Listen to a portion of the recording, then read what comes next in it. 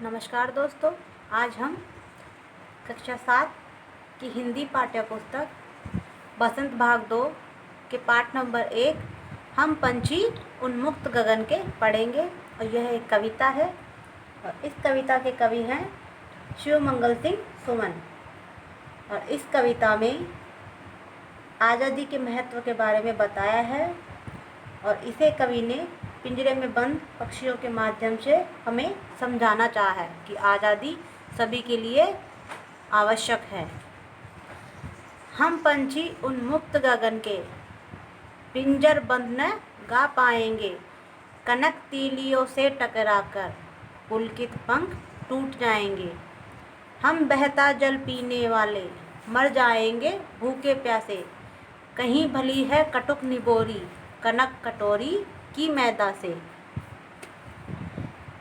इसमें कवि पिंजरे में बंद पक्षियों के माध्यम से हमें समझाना चाहते हैं, हमें कह रहे हैं कि हम खुले आकाश में विचरण करने वाले हैं। विचरण यानी घूमने फिरने वाले हैं। हम खुले आकाश में घूमने वाले पक्षी हैं। हम पिंजरे में बंद होकर नहीं रह सकते, यानी कि हम पिंजरे में बंद होकर नहीं रहना चाहते, हमें वहाँ अच्छा नहीं लगता है। सोने के पिंजरे की सलाखों से, यानी कि सोने के जो पिंजरों की जो सलाखें होती हैं, जो तीलियाँ होती है, उससे टकरा टकरा कर हमारे जो कोमल पंख हैं वह टूट जाएंगे, नष्ट हो जाएंगे। वास्तव में कवि ने पक्षियों के माध्यम से स्वतंत्रता के महत्व को दर्शाना चाहा है कि पक्षियों की भांति मनुष्य भी परतंत्रता यानी पिंजरे में बंद जीवन नहीं जी सकता, यानी कि किसी के अधीन रहकर।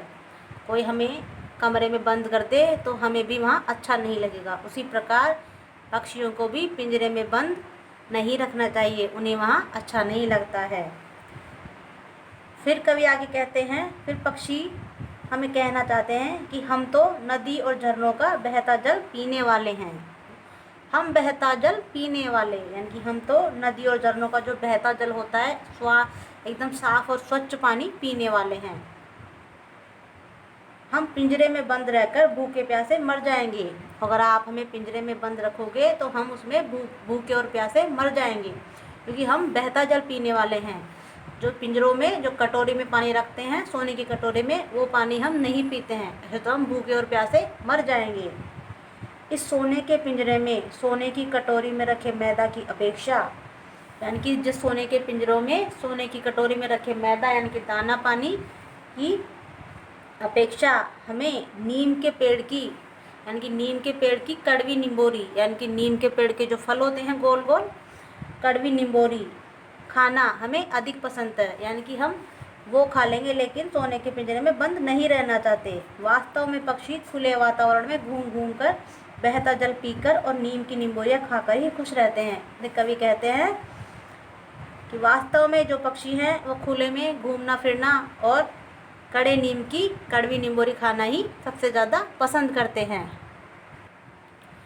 स्वर्ण श्रृंखला के बंधन में अपनी गति उड़ान सब भूले, बस सपनों में देख रहे हैं तरु की फुनगी पर के झूले।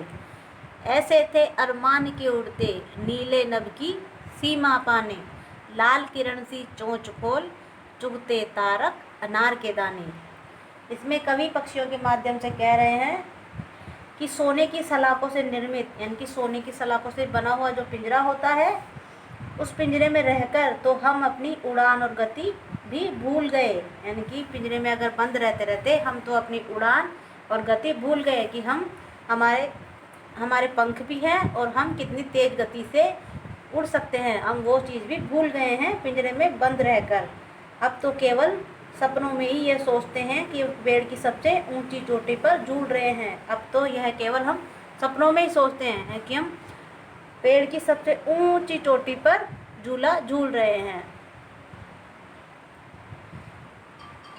फिर पिंजरे में बंद पक्षी कहते हैं कि हमारी ऐसी इच्छा थी, यानी कि ऐसे थे अरमान के उड़ते, यानी कि हमारी ऐसी इच्छा थी कि उड़ते उड़ते नीले आकाश की सीमा को छू ले, यानी कि उड़ते उड़ते इतना दूर चले जाएं कि नीला जो आकाश है उसकी सीमा है, सीमा यानी जहाँ वो ख़त्म होता है उसकी सीमा है, उसको जाकर छू ले। वह अपनी लाल किरणों से चोंच से वह अपनी लाल किरणों से चोंच से अनार के दानों रूपी, यानी कि अनार के जैसे दानों रूपी आसमान के तारों, यानी कि तारों को कवि ने अनार रूपी दानों की संज्ञा दी, यानी कि उसे अनार के दानों जैसा माना है आसमान के तारों को, कि आसमान के तारों को हम अनार के दानों जैसा चुग ले अपनी लाल किरण सी चोंच से। आगे कवि कहते हैं, होती सीमाहीन क्षितिज से इन पंखों की होड़ा होड़ी, या तो क्षितिज मिलन बन जाता या तंती सांसों की डोरी। इसमें कवि कहते हैं कि आसमानों की ऊंचाइयों को छूते हुए उनके पंखों में इस प्रकार की होड़ लग जाती है। कवि कहते हैं कि आसमान में उड़ते हुए, उनकी ऊंचाइयों को छूते हुए उनके दोनों पंखों में एक होड़ लग जाती है, कौन पहले जाएगा। और वह उड़ते उड़ते या तो वे क्षितिज यानी जहाँ धरती और आसमान दोनों मिलते दिखाई देते हैं, उसे क्षितिज बोलते हैं। या तो वे क्षितिज को पा जाते, या तो क्षितिज के पास पहुँच जाते, और या अपने प्राण गंवा देते, यानी या तो वे फिर मर जाते।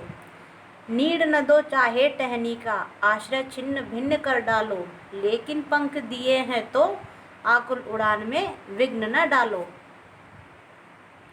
अब इसके माध्यम से कवि पक्षियों के माध्यम से हमें कह रहे हैं कि नीड न दो चाहे टहनी का, यानी कि पक्षियों की इच्छा है कि चाहे उन्हें रहने के लिए घोंसला ना दे, चाहे टहनी का आश्रय भी न दे, यानी कि उन्हें टहनी का घर भी न बनाने दे, लेकिन ईश्वर ने यानी कि भगवान ने हमें पंख दिए हैं, हमें पर दिए हैं उड़ने के लिए, तो हमारी उड़ान में यानी कि हमारी उड़ान में बाधा न डालो, यानी कि उसमें आप विघ्न न डालो। विघ्न यानी बाधा डालना, ये आकुल उड़ान में विघ्न न डालो, हमारे उड़ने की इच्छा में आप बाधा मत बनो और हमें स्वतंत्र रूप से उड़ने दो, हमें पिंजरे में बंद मत करो और हमारे उड़ने में बाधा मत डालो और स्वतंत्र रूप से खुले आसमान में विचरण करने दो, यानी कि उड़ने दो।